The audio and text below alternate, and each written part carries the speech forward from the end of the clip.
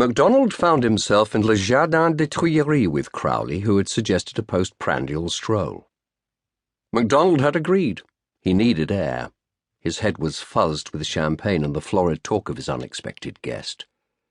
But even in the open, Crowley's presence could have a stifling effect, like some hothouse creeper, oozing a sickly scent, choking all the life around him. MacDonald watched him gazing at the statue of a centaur, his wet mouth jutting salaciously. "Catherine de' Medici built a palace here," the beast commented languidly as they strolled along the gravel path. "She was reputed to have been a sorceress, certainly a poisoner. It is said that she held black masses here." "Is that so?" MacDonald muttered low, not wanting to encourage him. "The occult has always been a feature of Parisian society.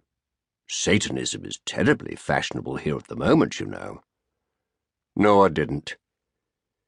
But Scotland has always been the place for witchcraft, hasn't it?" "I wouldn't know. I was raised in the United Free Presbyterian Church."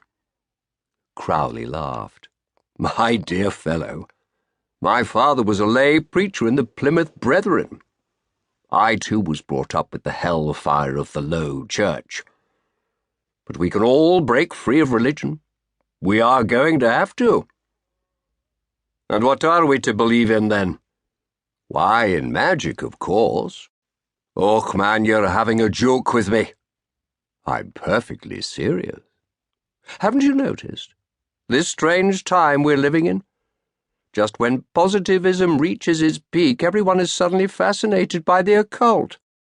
In the past century, rationalism and atheism have overthrown all religions, all forms of mysticism. Except magic. Magic is about to reassert itself. It's the beginning of a new eon. Can't you just feel it?" "I'm not sure if I can, no. It's about power." "Aye, and the will." "You mean willpower?" "Yes, but when people say that, they usually mean restraint. I don't mean that. I mean the opposite of that."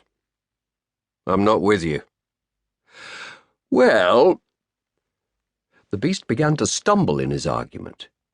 He had been working something through in his mind for a while. He was looking for an idea. It didn't have to be a particularly good idea, just a strong one. It would be to do with the will. What he wanted was a verbal formula, a spell that could enchant, something that could shock the whole world.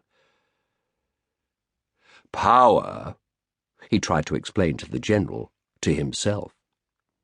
It can come out of restraint, yes? Aye, like steam power. That will soon be out of date. In the modern age, there will be more expressive forms of power, the internal combustion engine, electricity. Well, you're talking about science now.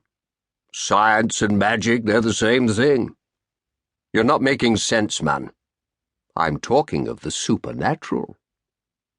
Look, under Victoria, all the power of the empire came out of repression.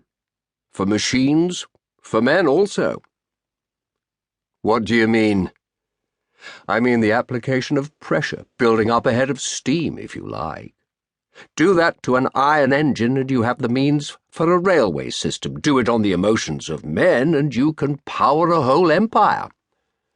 Well, I don't know about that, MacDonald retorted. Repression. It's been the fuel of expansionism.